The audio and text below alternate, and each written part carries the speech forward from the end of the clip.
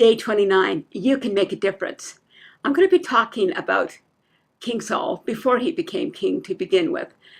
In 1 Samuel chapter 9, Saul comes across Samuel, who anoints him and tells him that he's going to be the next king of Israel, or the first king of Israel.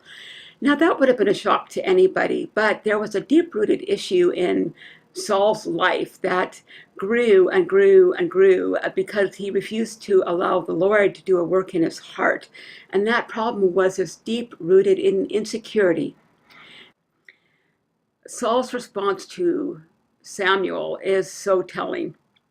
In verse 21, "Am I not a Benjamite from the least of the tribes of Israel? And is not my clan the humblest of all the tribe of Benjamin? Why then have you spoken to me this way?" To me, it sounds like Saul was actually offended, and perhaps he thought Samuel was joking. However, Saul's deep-rooted insecurity, combined with his lack of understanding of the favor of God and the power that that gives us to do his work, destroyed his life. We have King David.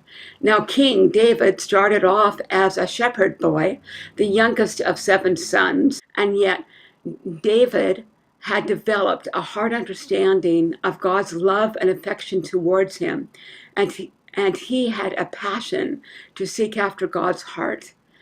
He learned an awful lot in his years of obscurity as a shepherd boy. And he reigned his nation with that hard understanding that it wasn't all about him. It was God's favor. God called him to do that job, and therefore God would equip him with the skills and the people around him to be able to do that job well.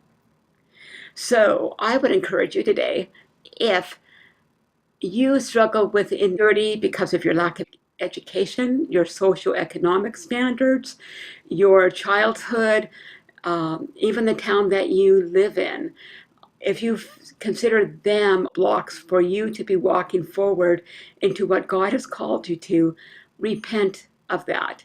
And always remember, it's not all about us. When the favor of God is on our lives and we keep our hearts transparent before Him, then the Lord can work the miraculous